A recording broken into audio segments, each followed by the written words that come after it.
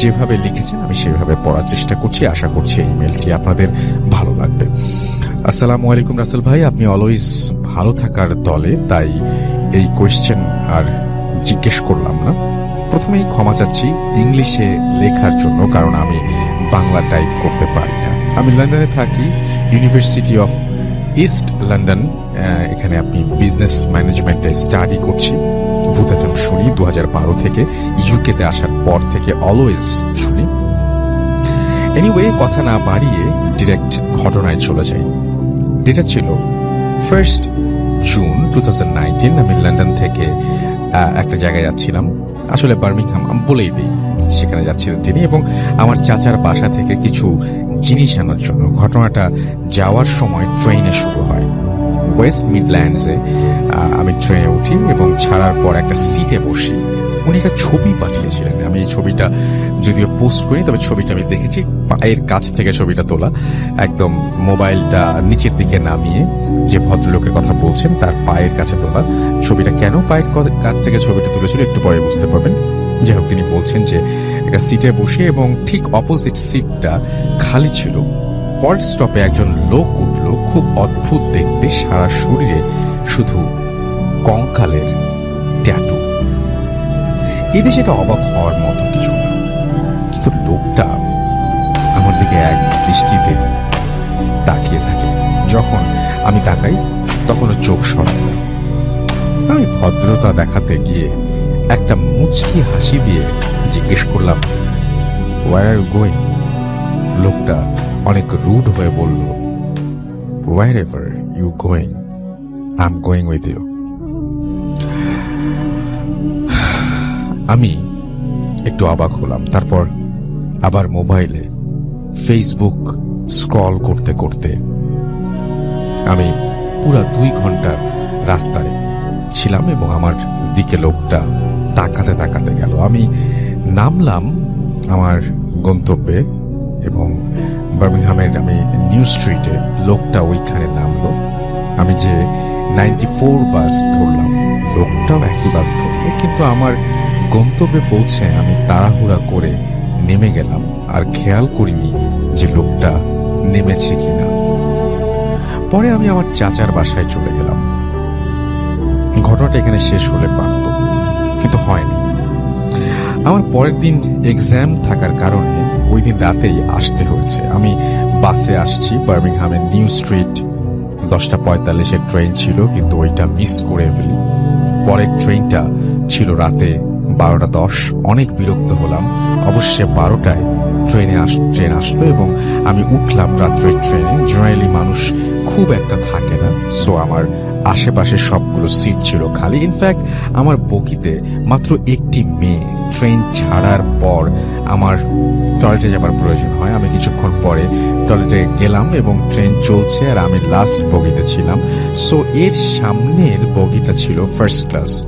আমি শেষ করে আমি সিটে এসে যা দেখলাম তার জন্য আমি মোটেও প্রস্তুত ছিলাম না। আমি দেখলাম যে রোতে আমি বসেছি তার ঠিক পাশের রোতে ওই লোকটা বসে আছে এবং আবারও সে আমার দিকে তাকানো শুরু করেছে। আমি আবারও কি বললাম যে কি মনে করি আমি বললাম যে ব্যাক টু লন্ডন। কোনো রিপ্লাই দিল না, এক দৃষ্টিতে তাকিয়ে থাকলো। পরের স্টপে আমি স্টপেজ যেটা আসলো সেখানে আমি নেমে গিয়ে ওই মেয়েটাও নেমে পড়লো। তখন আমি খুব আচ্ছা তিনি নামেননি, তিনি মেয়েটা নেমে পড়লো এবং তখন আমি খুব ভয় পাচ্ছিলাম যে কি করব, বুঝতে পারছিলাম না। অবশেষে 2 ঘন্টা কিভাবে কাটাবো কোনো আইডিয়া ছিল না। তখন ইউটিউবে কোরআন ছাড়লাম খুব জোরে জোরে।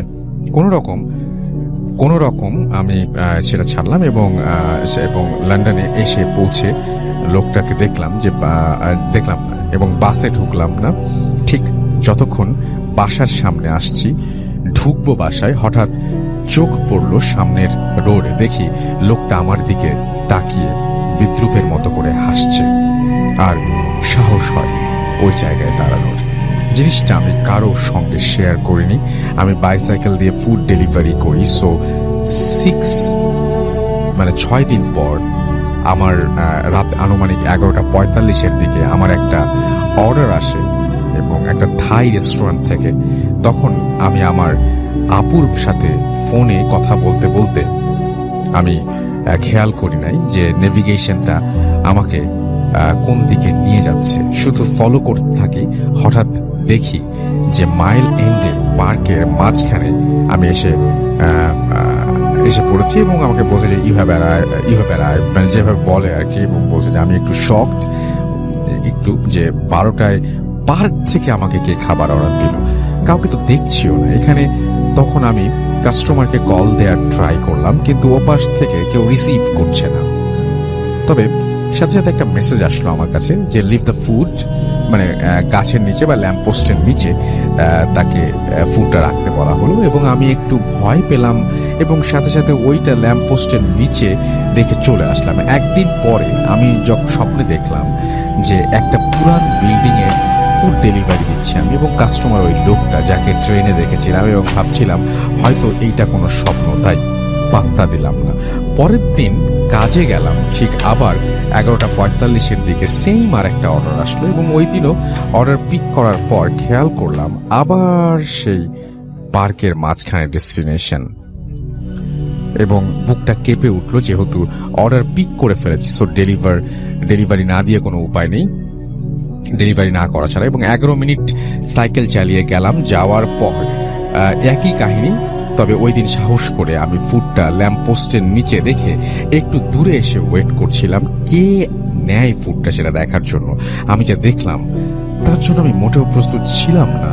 ল্যাম্প পোস্টের আলোতে আমি স্পষ্ট দেখতে পেলাম ওই লোকটা সাথে আর একটা লোক তার মতোই একই রকম, সারা গায়ে কঙ্কালের ট্যাটু, এবং পরনে কোনো শার্ট টি শার্ট নেই, খালি গায়ে, এবং ওই লোকটা আমার দিকে তাকিয়ে আছে এবং রাগান্বিত চোখে। আমি সাথে সাথে চলে আসি এবং পরের দিন আমি ব্রিকলেনে মসজিদে ইমামকে ঘটনাটা বলি, এবং তখন উনি বলেন যে খারাপ কিছু হয়তো হতে পারে, তুমি নামাজ পড়ো এবং নিয়মিত কুরআন পড়ো। আমি কয়েকদিন নিয়মিত কুরআন পড়ি এবং নামাজ পড়ি, আলহামদুলিল্লাহ এরপরে আমার কোনো প্রবলেম হয়নি। জানি এটা কোনো কতটুকু ভয়ের আমি জানি না, বাট এটাই ছিল ঘটনা। আসসালামু আলাইকুম রাসেল ভাই, আমি জানি আপনি সব সময় ভালোর দলে, তাই আর জিজ্ঞেস করলাম না। আমার নাম সাইদুল ইসলাম রুবেল, বলছি গাজীপুর থেকে। আমি পেশায় একজন পুলিশ সদস্য। চাকরির সুবাদে অনেক জায়গায় যেতে হয়, অনেকের সাথে মিশতে হয়, এবং আমাদের জীবনেও ঘটে যায় অনেক অদ্ভুত ঘটনা। ঠিক তেমনি একটি ঘটনা বলার চেষ্টা করছি। আমি আর দেরি না করে আমার ঘটনায় চলে যাই। ঘটনাটি ঘটেছে 2007 সালে আমার এক বড় ভাইয়ের সাথে। উনিও একজন পুলিশ অফিসার। উনি যেভাবে আমাকে বলেছেন আমি ঠিক সেভাবেই আমার মতো করে বলছি। সঙ্গত কারণেই বড় ভাইয়ের নাম প্রকাশ করা নিষেধ। আমি তখন চট্টগ্রাম জেলার কোনো একটি থানায়।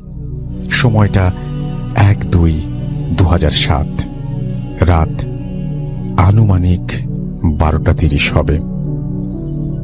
আমি থানার সামনে দাঁড়িয়ে আমার আর এক কলিগের সাথে কথা বলছিলাম। হঠাৎ পেছন থেকে অপরিচিত একজন লোকের আওয়াজ শুনতে পেলাম। পেছনে ফিরে তাকাতেই দেখি লোকটার চোখে পানি। জিজ্ঞেস করলাম, কি হয়েছে তোমার? বলে, লোকটা একজন আদিবাসী। সেই লোকটা আমাকে কাঁদতে কাঁদতে বলল, স্যার আমার বোন গলায় দড়ি দিয়ে আত্মহত্যা করেছে। আমি বললাম, কেন, কি সমস্যা ছিল তার? সে আমাকে বলল, আমি জানি না। আমি আর দেরি না করে তাড়াতাড়ি আর একজন পুলিশ সদস্যকে সাথে নিয়ে চলে যাই তার বাড়িতে। তার বাড়িটা ছিল পাহাড়ের ওপর। যে দেখি মেয়েটা সিলিং ফ্যানের সাথে ঝুলে আছে। তার চেহারায় একটা বিভৎস রূপ। একজন লোক দিয়ে লাশটি নামিয়ে থানায় নিয়ে আসলাম। তার পরদিন সেই লাশটির ময়না তদন্তের জন্য মর্গে পাঠানো হলো। ময়না তদন্ত শেষে লাশটি নিয়ে যেতে হবে স্বজনদের কাছে। দিনের ব্যস্ততার মাঝে হঠাৎ ওসি স্যারের ফোন। উনি বললেন, লাশটি আমাকে নিয়ে যেতে হবে, না বলার কোনো সুযোগ নেই। দিনের ডিউটি শেষ করে বাসায় ফিরলাম তখন আনুমানিক 10:30 বাজে, রাত। খাওয়া দাওয়ার পর আমি থানায় গেলাম। বলে রাখি, যে মেয়েটি মারা গেছে তার পরিবারের সদস্যরা বলল লাশটি রাঙামাটি নিয়ে যেতে হবে। কি আর করব? রাত 1টা বাজে একজন পুলিশ সদস্যকে সাথে নিয়ে একটি ছোট পিকআপ ভ্যানে মেয়েটির ভাই সহ রওনা দিলাম রাঙামাটির উদ্দেশ্যে। পাহাড়ি উঁচু নিচু রাস্তায় আমি গাড়ির সামনে বসে আছি। গাড়ির পেছনে ছিল আর একজন পুলিশ ও সেই মেয়ের লাশ এবং তার সেই ভাইটি। অনেকখানি রাস্তা যাওয়ার পর পেছন থেকে চিৎকার। গাড়ি থামিয়ে পেছনে দাঁড়ালাম। তারপর যা দেখলাম তা দেখার জন্য আমি প্রস্তুত ছিলাম না। দেখি মেয়েটার লাশটি গাড়ি থেকে রাস্তায় পড়ে গেছে। আমি বললাম, এটা কি করে সম্ভব? আপনারা জানেন, পিকআপ ভ্যানের চারপাশে ডালা লাগানো থাকে, তাই কোনোভাবে লাশটি গাড়ি থেকে গড়িয়ে পড়া সম্ভব নয়। কিন্তু পিছনে থাকা পুলিশ আর মেয়েটির ভাই বলল গাড়িতে একটা ঝাঁকুনি দিল এবং লাশটি গাড়ি থেকে ছিটকে পড়ে গেল। অনেক ভয় পাওয়ার পরও আমি নিজেই নিজেকে সান্ত্বনা দিলাম আর ওদের ভয় কাটানোর চেষ্টা করলাম। তারপর গাড়ির ড্রাইভারকে সাথে নিয়ে সবাই মিলে লাশটি আবার গাড়িতে তুললাম। আল্লাহর নাম নিতে নিতে যেতে লাগলাম, কিন্তু বুঝতে পারছিলাম না আমাদের জন্য আরো ভয়ঙ্কর কিছু অপেক্ষা করছে। আর একটু সামনে যেতেই দেখি গাড়ির ড্রাইভার কাঁপছে। আমি বললাম, কি হয়েছে, কাঁপছেন কেন? সে বলল, স্যার, আমার গাড়ির স্পিড মিটারের দিকে তাকান। আমি তাকিয়ে দেখি গাড়ির স্পিড 80 কিলোমিটার, কিন্তু গাড়ি এক চুলও নড়ছে না। এটা দেখে আমি আরো ভয় পেয়ে গেলাম। আমি ড্রাইভারকে অভয় দিয়ে বললাম গাড়ি থামিয়ে দিতে। গাড়ি থামাতে পেছনে চিৎকার। পেছনে গিয়ে দেখি লাশটি দাঁড়িয়ে আছে। আমার ভাইটির জ্ঞান হারিয়েছে। ড্রাইভারের কাছে পানি নিয়ে তার মুখে পানি দিলাম। তারপর ওর জ্ঞান ফিরে আসলে তাকে অভয় দিয়ে বললাম, লাশের রগে টান দিলে লাশ দাঁড়িয়ে যায়, এতে ভয় পাওয়ার কিছু নেই। এমন করতে করতে অনেক দূর থেকে ফজরের আজান আমাদের কানে এসে পৌঁছল। শরীর যেন প্রাণ ফিরে পেল। তারপর আমাদের আর কোনো সমস্যা হয়নি। কিন্তু এই ঘটনার কথা মনে হলে এখনো আমার গায়ে কাঁটা দিয়ে ওঠে। ঘটনাটি যদি ভালো লাগে তবে লিসনারদের শোনাবেন। আমি 2010 সাল থেকে প্রথমের নিয়মিত শ্রোতা। অনেক ব্যস্ততার মাঝেও অনেক কষ্টে ঘটনাটি লিখলাম। আমার পক্ষে স্টুডিও দেশে বলা সম্ভব না, তাই পড়ে শোনালে অনেক খুশি হব। যাই হোক, আমরা চলে যাব এখন আফনান ভাইয়ের কাছে। আফনান ভাইয়ের কাছে না, আমরা চলে যাব এখন হাফেজ মাইনুদ্দিন ভাইয়ের কাছে এবং তার কাছ থেকেও আমরা আরো একটা ঘটনা শুনবো। মাইনুদ্দিন ভাই, আসসালামু আলাইকুম, কেমন আছেন? ওয়ালাইকুম আসসালাম, আলহামদুলিল্লাহ ভাইয়া, ভালো। ওকে, কোথায় গিয়েছিলেন একটু আমাদেরকে জানান এবং কি ঘটনা নিয়ে এসেছেন সেখান থেকে আমাদের জন্য। জি ভাই, আমি তো বেশ কতদিন ঢাকার বাইরে সফর করতেছি, তবে আজকে যে ঘটনাটা আমি শেয়ার করব সেটা ঢাকারই এবং একটি মাদ্রাসার। এটা আমাদের ঢাকা লালবাগেরই। সেটা এখানে একটা মাদ্রাসা, বয়স্কদের রাত্রিবেলায় আরবি শেখানো হয়। রাত 10টার দিকে সেই বয়স্কদের নিয়ে আরবি পড়াতে বসায়। তো সেইখানে একজন বয়স্ক বৃদ্ধ লোক আরবি শিখতে আসে। তো উনিও খুব হাদিস খুব ভালো, উনি আরবি শিখে এবং বিশেষ করে ওনার সাথে যে উস্তাদ যে আরবি শিখায় তার সাথে এমন একটা ভালো সম্পর্ক হয়ে গেছে, খুব কাছের মতো, এবং তার ফ্যামিলির সাথে মিশে গেছে।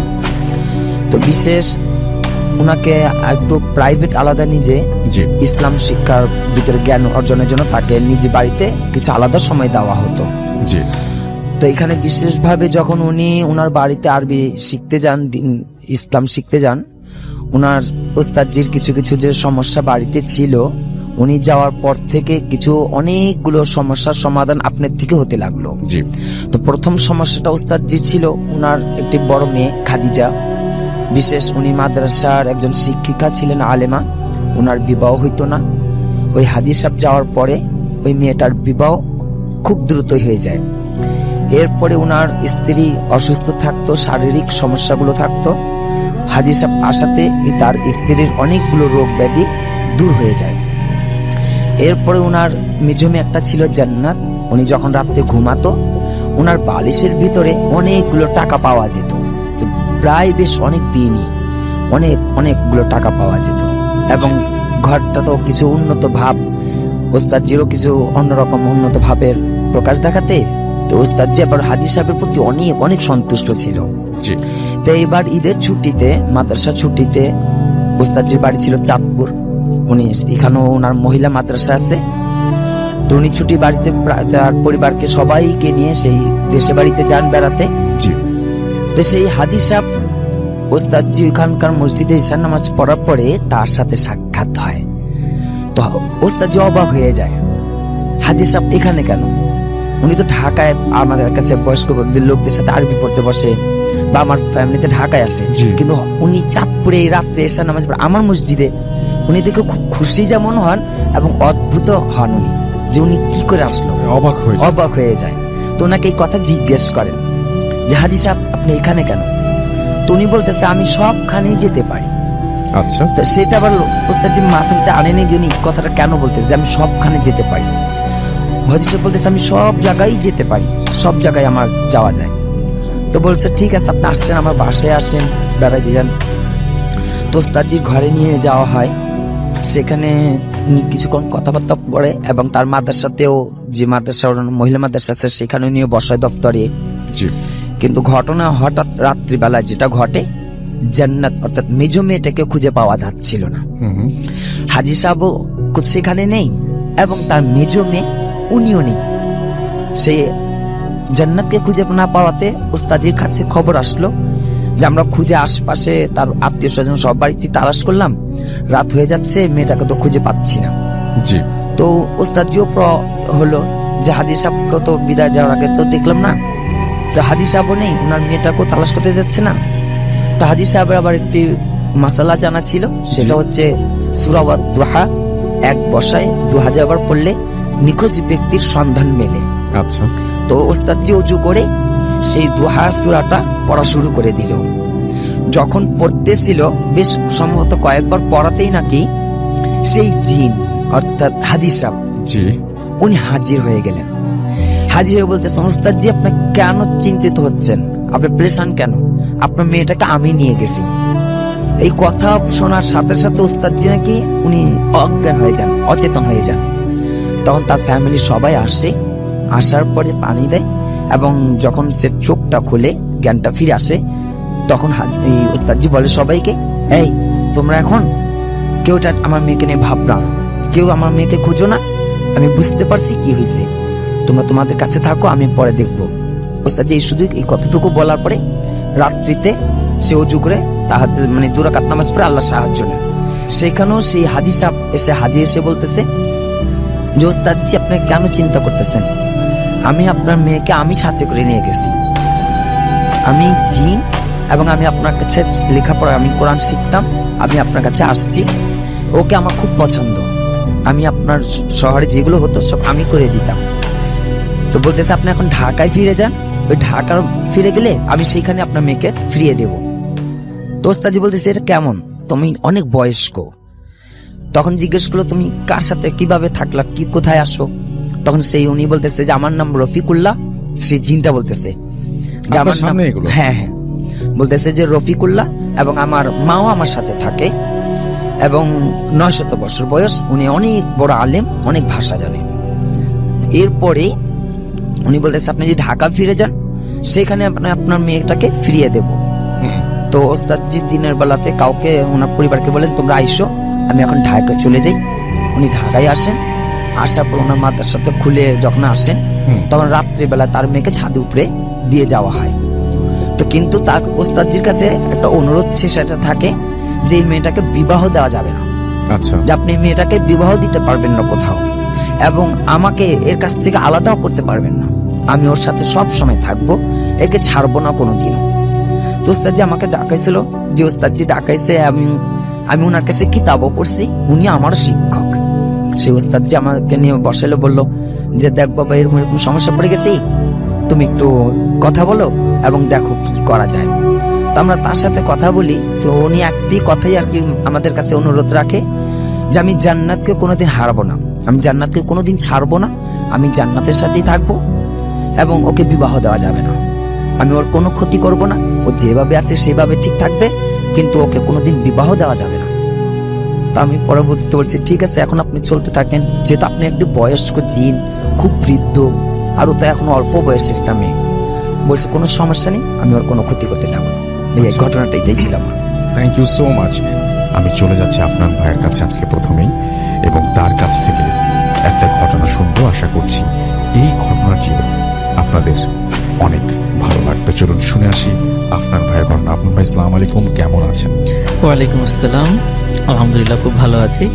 আশা করি আপনারাও সবাই ভালো আছেন, লিসেনাররা তারাও সবাই খুব ভালো আছে।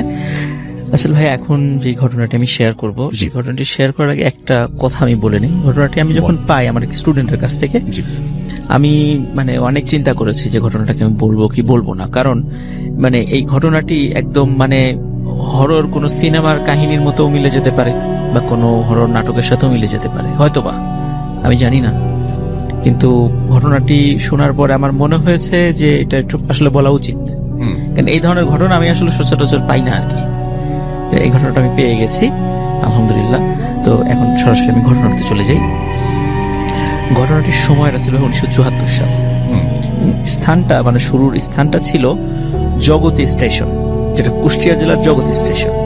আর ওই সময়টাতে জগতী স্টেশন অনেক ব্যস্ততম একটা স্টেশন ছিল। স্পেশালি ওই কলকাতা থেকে ওই দর্শনা হয়ে যে ট্রেনগুলো আসতো আর কি, ওখানে প্রচুর মাল খালাস করা হতো। অনেক ব্যস্ততম একটা স্টেশন ছিল ওই সময়টাতে। এখন অবশ্যই তার কিছুই নাই। তো ওই সময় একদিন মোটামুটি সকাল 11টা বেলা 11টার দিকে একটা ঘটনা আর কি। তো ট্রেন আসছিল, তো হঠাৎ লোকজন দেখছিল যে একজন মহিলা, শাড়ি পরা, ঘোমটা দিয়ে মাথা ঢাকা, সে রেল লাইন পার হচ্ছে। তো সবাই দূর থেকে বলছিল যে ট্রেন আসছে, থামেন থামেন বা পার হবেন না, এরকম বলছিল সবাই। কিন্তু উনি কোনো কথা না শুনে ট্রেনের হঠাৎ করে লাইনের উপরে উঠেছেন, এবং ওখানেই উনি রাসেল ভাই ট্রেনে কাটা পড়েন, দুটুকরো হয়ে যায় ওনার দেহ। এবং আর একটা বিষয় রাসেল ভাই, ওনার কোলে কিন্তু একটা ছোট্ট বাচ্চা ছিল। আচ্ছা। তো সবাই চিন্তা করছে যে উনি কি আসলে সুইসাইড করেছে, নাকি আচমকা পার হওয়ার সময় এরকম দুর্ঘটনা ঘটে গেছে, এটা শিওর না, কেউ বুঝতে পারেননি। স্বাভাবিক হাঁটা দেখে মনে হয়েছে হয়তো উনি খেয়াল করেন নাই, মাথায় ঘোমটা ছিল, পাশের থেকে উনি দেখতে পারেন নাই, হয়তো এমনটা হতে পারে। কেউ বলেছে হয়তো বা সুইসাইড করেছে, এরকম মনে হতে পারে।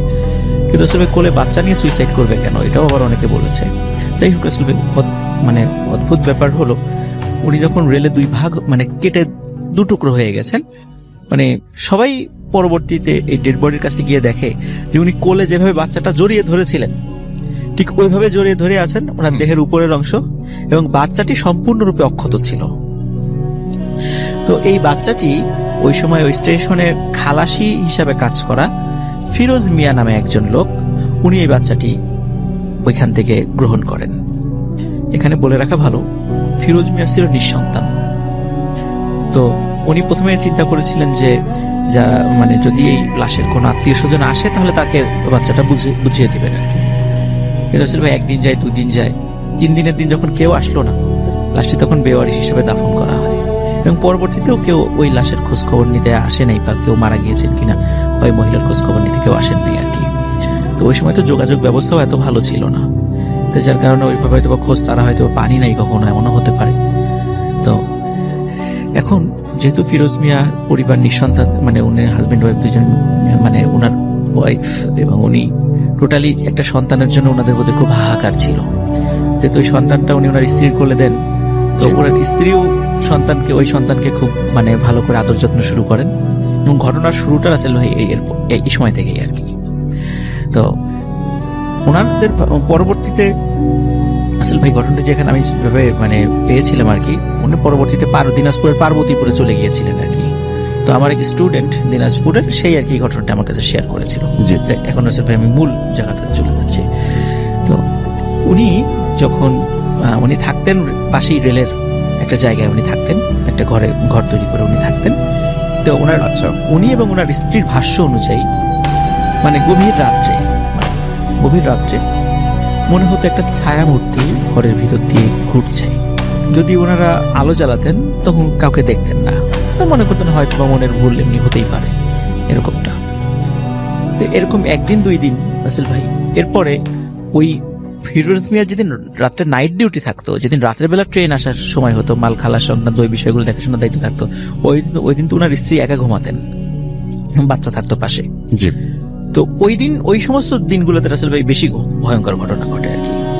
তো ওনার স্ত্রী একদিন মানে ফিল করছিলেন যে রাত্রেবেলা ঘুমের ঘরেই যে উনি ওই বাচ্চার দিকে কাত হয়ে শুতেন এবং বাচ্চার গায়ের উপর হাত দিয়ে ঘুমাতেন, এটা ছিল ওনার অভ্যাস।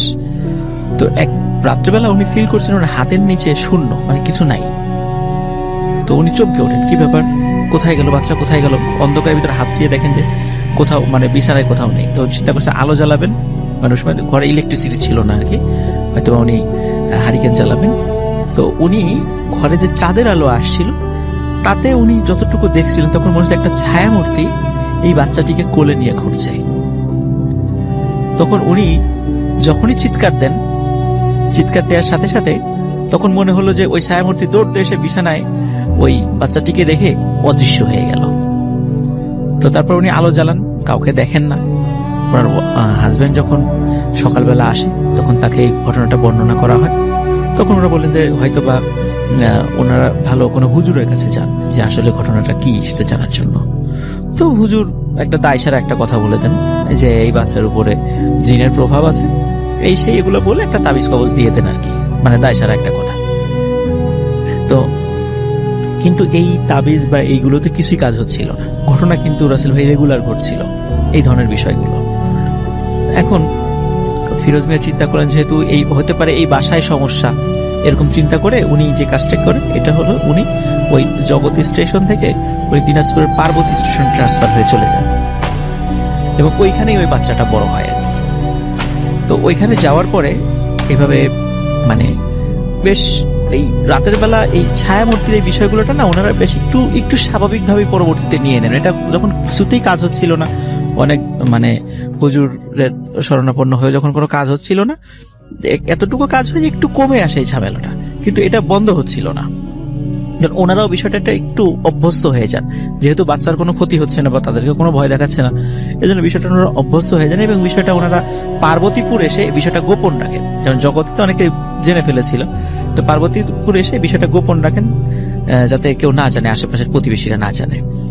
রাসেল ভাই এখানে একটা বিষয়, সেটা হলো ওই বাচ্চার আচরণে কিছু অদ্ভুত ব্যাপার ছিল। সেটা হচ্ছে যে এমনি নর্মালি আমরা বাচ্চারা দেখি বেশ চঞ্চল হয়, চঞ্চল প্রকৃতির হয়, কিন্তু ওই বাচ্চাটি ছিল বেশ মানে খুব শান্ত প্রকৃতির। প্রথমে মানে ফিরোজ মিয়া এবং তার ওয়াইফ মনে করছে বাচ্চাটি হয়তো বা বোবা, সে হয়তো বা কথা বলতে পারছে। তো বেশ বয়স হয়ে যাওয়ার পর আস্তে আস্তে সে বাবা বা মা এরকম বলা শুরু করে, তখন বোঝে যে না হ্যাঁ সে কথা বলতে পারে, কিন্তু সে খুবই কম কথা বলতো, প্রয়োজন ছাড়া মানে সেরকম কোনো শব্দও করতো না। মানে বাচ্চারা এমনি অনেক সময় শব্দ করে, সে প্রয়োজন ছাড়া ওরকম হয়তো শব্দও করতো না। তো যখন সে আস্তে আস্তে বড় হতে থাকে তখন তাকে স্কুলে ভর্তি করে দেওয়া হয়।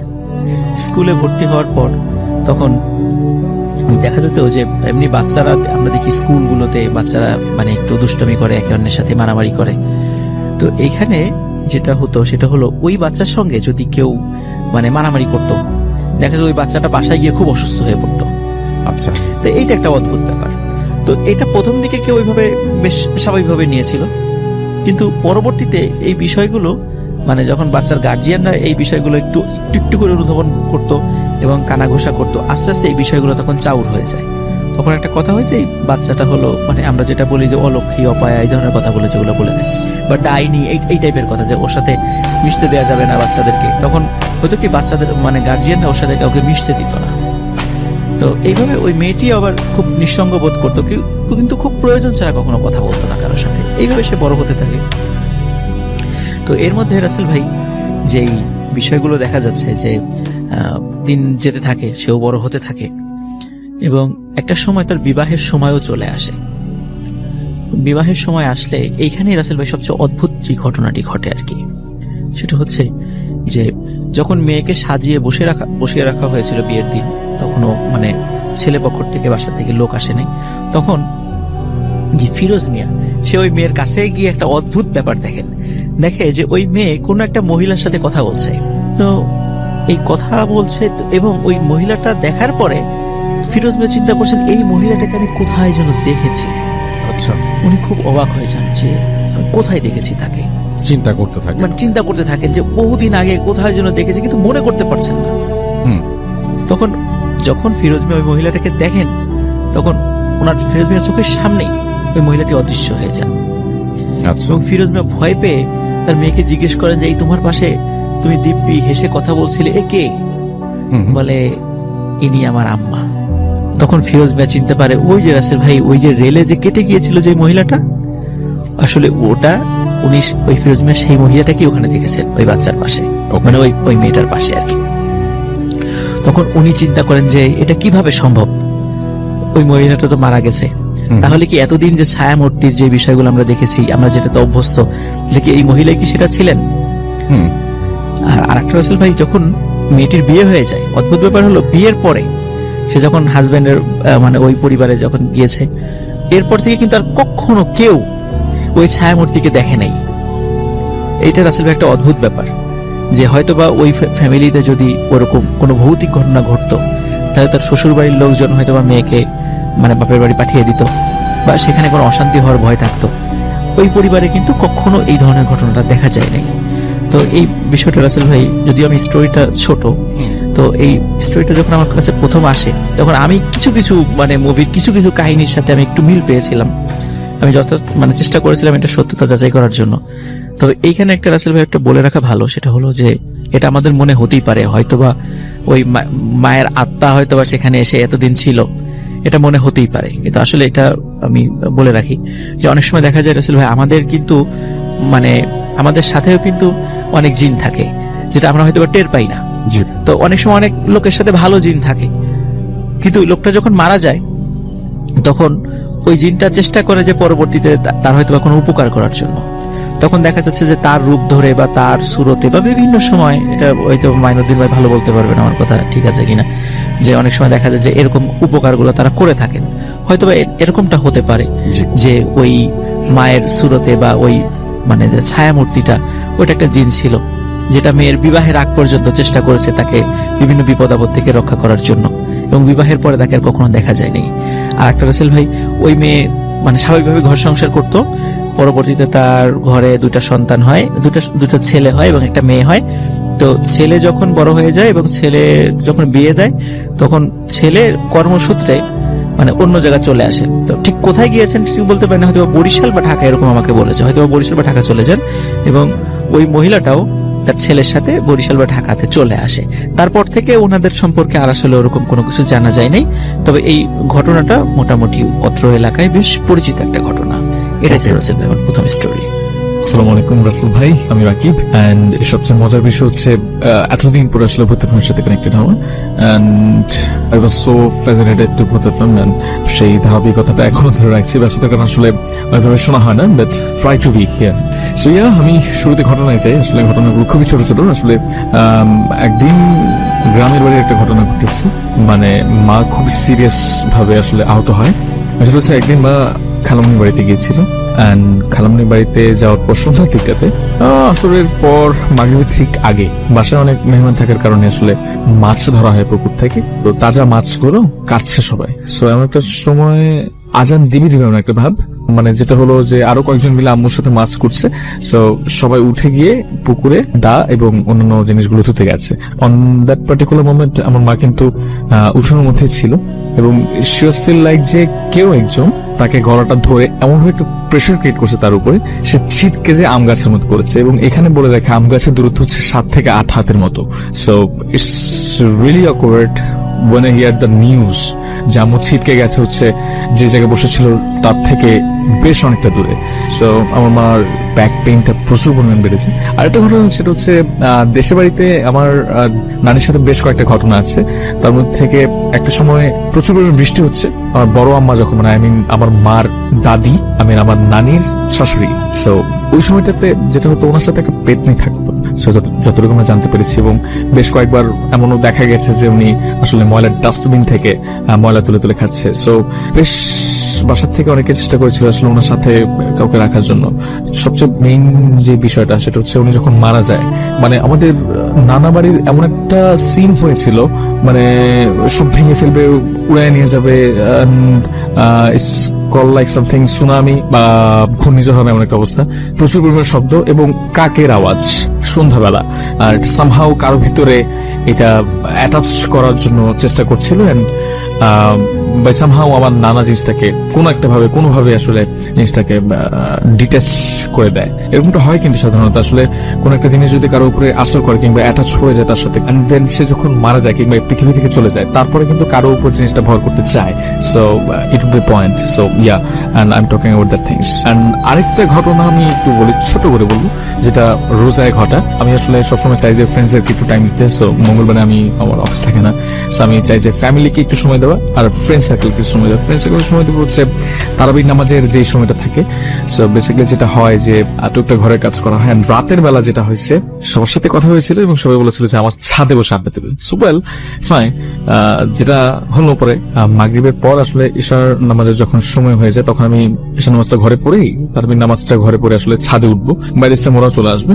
আমার 6 তলা হচ্ছে আন্ডার কনস্ট্রাকশন, এন্ড এটা দীর্ঘদিন যাবত বাড়িওয়ালা কেন এখানে ফ্ল্যাট দিচ্ছে না, বাই সামহাও তারা আসলে ফিল করে আমাদের বিল্ডিং এ আসলে প্রচুর পরিমাণ ঘটনা আছে। প্রথমে যখন ফাউন্ডেশন তৈরি করা হয় তখন নাকি প্রথম দিন একজনের কবজি পড়ে যায়, এমন একটা ঘটনা আমরা শুনেছি। এন্ড আমাদের কেয়ারটেকার মাঝে মধ্যে দেখা যায় উপর থেকে পানি পড়ছে। এটা হতে পারে ইনসমনিয়া, এটা হতে পারে ইলাস্ট্রেশনে অনেকে ভোগে, আমাদের কাছে কোনো স্ট্রং কোনো মোটিভ নাই, যার কারণে আসলে আমরা ওইভাবে জোর দিয়ে বলতে পারছি না। সো যেটা হলো আমি ছাদে উঠছি, বাই দিস টাইম আমার একটা ফ্রেন্ড ছিল তমন। সো তমন আমাকে এভাবে ডাক দিল যে রাকিব। সো আমি পেছনে তাকানোর পর আমার কাছে মনে হয় আমার সামনে দিয়ে একটা সুতা চলে গেল উড়ে। So really weird situation, and what can we say actually? So I have no words, and definitely আমি ওই সময় পেছনে তাকানোর পর আমি কিছু দেখতে পাই না, আর আমার কাছে মনে হলো যে there is something wrong.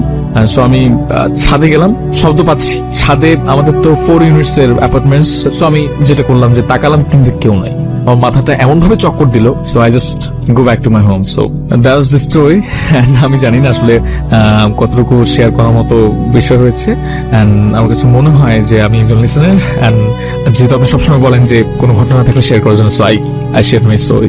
আরেকটা জিনিস বলি, আমরা না জেনে কোনো মন্তব্য যাতে না করি। বিষয়টা হচ্ছে এমন একটা ঘটনা ঘটেছিল জৈনপুরী হুজুর। তো জৈনপুরী হুজুর একটা জায়গায় মাহফিলে এসছেন, সেখানে সবাইকে অনুরোধ করা হয় যাদের আসলে পানি পড়া দরকার তারা যাতে এটা কালেক্ট করে নিয়ে যায় হুজুরের কাছ থেকে, হুজুর আজকে পানি পড়া দিবেন সবাইকে। তো গ্রাম থেকে বেশ কয়েকজন মানুষ যায় সেখানে, তাদের মধ্যে থেকে একটা মহিলা পানি কালেক্ট করছে হুজুরের কাছ থেকে, কিন্তু মানে পানি নেয়ার পর সে বাজে মন্তব্য করছে রীতিমতো, এগুলো ভুয়া, এগুলো কোনো কাজ করে না, এগুলো জাস্ট ভন্ডামি, এরকম টাইপের কোনো একটা কিছু সে বলছে। সো বলার পর যেটা হয়, সে পানিটা গ্লাস থেকে ফেলে দিল এবং ফেললো একটা পুকুরে, এন্ড বাই দিস টাইম দেখা গেল পুকুরে যত মাছ ছিল সবগুলো মরে ভেসে উঠছে। So that's the story, and I just shared from my family member, and here it is, and thank you very much. And যদি শেয়ার করার মতো হয় প্লিজ শেয়ার করবেন। এবং তারপরে আপনি কোথা থেকে এসেছেন সেটা বলবেন, এবং তারপরে আপনার ঘটনায় যাব প্লিজ। থ্যাংক ইউ রাসেল ভাই। আসসালামু আলাইকুম লিসেনার। আমি এসেছি জামালপুর থেকে, আমি মোহাম্মদ মিরাজ। আমি আপনাদের আজকে যে ঘটনাটা শেয়ার করতে যাব, আমি তো সরাসরি ঘটনাতে চলে যাই। এই ঘটনাটা ঘটে আমার উস্তাদের সাথে। আমি একজন ড্রাইভার, তো আমি যার কাছে আর কি গাড়ি চালানো শিখি। জি বলেন। তো তার সাথে এই ঘটনাটা ঘটে 2016 সালের দিকে। তো আমার উস্তাদ ফার্স্ট টাইমে একটা প্রাইভেট জব করতো, তো তার কাছে একটা আর কি অ্যাম্বুলেন্স চালানোর জন্য একটা অফার আসে। তো সে আর কি ওই আর কি অ্যাম্বুলেন্স জবটা অ্যাকসেপ্ট করার পর সে অ্যাম্বুলেন্স চালানো শুরু করে দেয়। ফার্স্ট কিছুদিন তার সবকিছু নর্মাল ছিল, তার সাথে সবকিছু স্বাভাবিক ছিল, কিন্তু তারপর আরেকটা জিনিস রাসেল ভাই, অ্যাম্বুলেন্স যারা চালায় তারা অনেক সময় অনেক লাশ তারা আর কি করে থাকে। তো এটা একটা তার সাথে এই ঘটনাটা ঘটে যখন তিনি আর কি তার কাছে রাত 1:30টার দিকে একটা ফোন আসে যে একটা লাশ, অ্যাক্সিডেন্টের লাশ তিনি আর কি তাকে জামালপুরের সরিষাবাড়ি জেলায় দিয়ে আসতে হবে। তো তিনি আর কি কলটা রিসিভ করে সেইখানে যান। আসার পর লাশটাকে সরিষাবাড়িতে নামিয়ে আসার পর তার গাড়িতে কেউ ছিল না, তিনি ছিল একা। রাত্রি তখন 2:30 বাজে। তো তিনি রাস্তার মাঝপথে এসে যেটা লক্ষ্য করলো সেটা জন্য তিনি একটু প্রস্তুত ছিল না। তিনি দেখতে পান যে রাস্তার মাঝখানে অনেক বড় একটা লোক রাস্তার দুপাশে দুপা রেখে উপরের দিকে হয়ে দাঁড়িয়ে আছে। তো এটা দেখে সে সাথে সাথে গাড়িটা ব্রেক করে এবং প্রচন্ড আর কি ভয় পেয়ে যায় যে এত বড় লোক রাস্তার দুপাশে দুপা রেখে এভাবে দাঁড়িয়ে আছে। তো উনার সাথে উনার সিগারেট ছিল, সাথে সাথে তিনি একটা সিগারেট ধরান। তো সিগারেট ধরানোর সাথে সাথে আর কি ওই জিনিসটা অদৃশ্য হয়ে যায়। তো এইভাবে সেই দিন সে বাড়ি ফিরে। তারপরের দিনে আর কি আরেকটা আপনার লাস্ট দিনই আর কি ইয়েতে টিপ হয়। তো রাসেল ভাই ওই লাশটা আসলে স্বাভাবিকভাবে মৃত্যু হয়নি।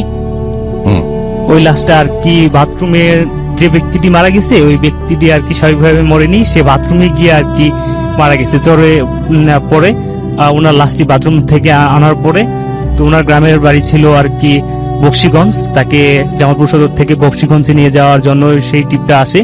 তো উনি আর কি ওই টিপটা যখন নিয়ে যায় রাত্রির 3টার দিকে, তো তখন তিনি প্রচন্ড ভয় পায়। তো তখন যিনি লাশটা রেখে আসতেছিল, তো ওনার গাড়ির আর কি নর্মালি ষাটে টানছিল, কিন্তু সে একসময় ফিল করলো যে তার গাড়ি আর এগোচ্ছে না। তো এটা দেখে সে ভীষণ ঘাবড়ে যায়। ঘাবড়ে যাওয়ার পরে আর কি সে আবার সেই সিগারেট ধরানোর পরে সে নর্মাল ভাবে বাড়ি আসে।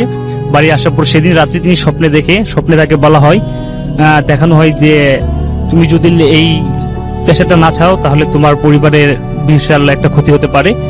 তো এটা দেখার পরে আর কি রাসেল ভাই সে একজন বুজুর্গ হুজুরের কাছে যায়। হুজুরের কাছে যাওয়ার পর ঘটনাটা শেয়ার করার পর হুজুর তাকে একটা তাবিজ দেয়। তাবিজ দেওয়ার পরে বলে যে আপনি যেহেতু এই স্বপ্নটা দেখছেন তাহলে আপনার জন্য ভালো হবে এই পেশাটা ছেড়ে অন্য পেশাটায় যাওয়া। তো রাসেল ভাই এই ঘটনার পরে তার একটানা 7 দিন সে আর কি জ্বরে ভুগছে। তারপর সে যখন জ্বর সুস্থ হয়েছে তারপর সে আর কি এই পেশাটা ছেড়ে এখন অন্য একটা পেশা। ধন্যবাদ আপনাকে। আমরা চলে যাব আমাদের পরবর্তী অতিথির কাছে। আপনার নামটা একটু প্লিজ বলবেন, কোথা থেকে এসেছেন, তারপর আপনার ঘটনায় যাবেন আপনি। এবং ইন দ্য মিন টাইম আমি আরেকবার বলি, আপনারা যারা ঘটনা পাঠাতে চান তাহলে তারা আমাদের অ্যাড্রেসটা একটু মনে রাখবেন। আমাদের অ্যাড্রেস হচ্ছে bhoothfm@radiofurti.fm, which is bhoothfm@radio.fm। আপনার নাম, ঠিকানা এবং ফোন নাম্বার সহ আপনার জীবনে ঘটে যাওয়া বা আপনার জানা সেরা ঘটনা লিখে পাঠান আমাদের কাছে। ঘটনার শুরুতে অবশ্যই উল্লেখ করুন যে ঘটনাটি আপনি স্টুডিওতে এসে শেয়ার করতে চান নাকি আপনি চান আপনার ঘটনা আমরা পড়ে শোনাই। চলে যাব আমাদের অতিথির কাছে। আপনার নামটা একটু বলবেন, কোথা থেকে এসেছেন, তারপর আপনার ঘটনায় যাব। আসসালামু আলাইকুম রাসেল ভাই। ওয়ালাইকুম সালাম। আসসালামু আলাইকুম রিসলার্স। আমি আল মামুনিক, আমি এসেছি উত্তরা থেকে, আমার হোম ডিস্ট্রিক্ট মানিকগঞ্জ। তো আমি যে ঘটনাটি এখন শেয়ার করতে যাচ্ছি সেটি হচ্ছে মানিকগঞ্জের একটি ঘটনা, আমার সাথে নিজের সাথেই ঘটে যাওয়া একটি ঘটনা। ঘটনাটি হচ্ছে রাসেল ভাই 2015 সালে, তো ফেব্রুয়ারি মাসে। তো আমাদের গ্রামে একটি মেলা হয়, তো 15 দিন ব্যাপী একটা মেলা হয়। তো মানিকগঞ্জ ডিস্ট্রিক্টে এটা আসলে অনেক সবাই আর কি জানে যে এই মেলাটা হয়। তো আমরা একদিন যাত্রা হয় মেলার মধ্যে, আপনার যাত্রা প্লাস গান হয়। তো দিনের বেলায় গান হয়, রাত্রে যাত্রা হয়। তো সেই ক্ষেত্রে আমাদের গ্রামের লোক একদিন আপনার যাত্রা করার জন্য রাত্রে প্রস্তুতি নিয়েছে যে তারা যাত্রা করবে। তো সেই ক্ষেত্রে আমরা সবাই গিয়েছি, আমরা বন্ধু বান্ধব, তো এলাকার অনেক লোকজন গেছে। তো সেক্ষেত্রে আমরা গেছি। তো যাত্রা শুরু হইতে রাত 12টার দিকে। তো আমরা যে ফ্রেন্ড সার্কেল মিলে গিয়েছি, তো তারা বলতেছে 4 জন ছিল প্লাস আমরা ছিলাম। তো তারা বলতেছে যে আমরা চলে যাব, ভালো লাগতেছে না। তো আমি বললাম যে তাহলে যা। আমি চিন্তা করলাম যে তাহলে আমি এই লোক, আমাদের যে গ্রামে যে লোক আছে তাদের সাথে আমি যাব। তো ওরা চলে আসলো। তো আমি যাত্রা দেখতেছি এক সময় আপনার আমার মাথার মধ্যে পেন করতেছে, ব্যথা করতেছে। তো চিন্তা করতেছি যে কেউ কি যাবে, মানে খোঁজাখুঁজি করতেছি যে কেউ যাবে কিনা। তো খোঁজাখুঁজির পরে দেখলাম যে কেউ যাচ্ছে না। তো চিন্তা করলাম যে একাই যেতে হবে, মানে মাথার মধ্যে প্রচুর পেন করতেছে, ব্যথা করতেছে।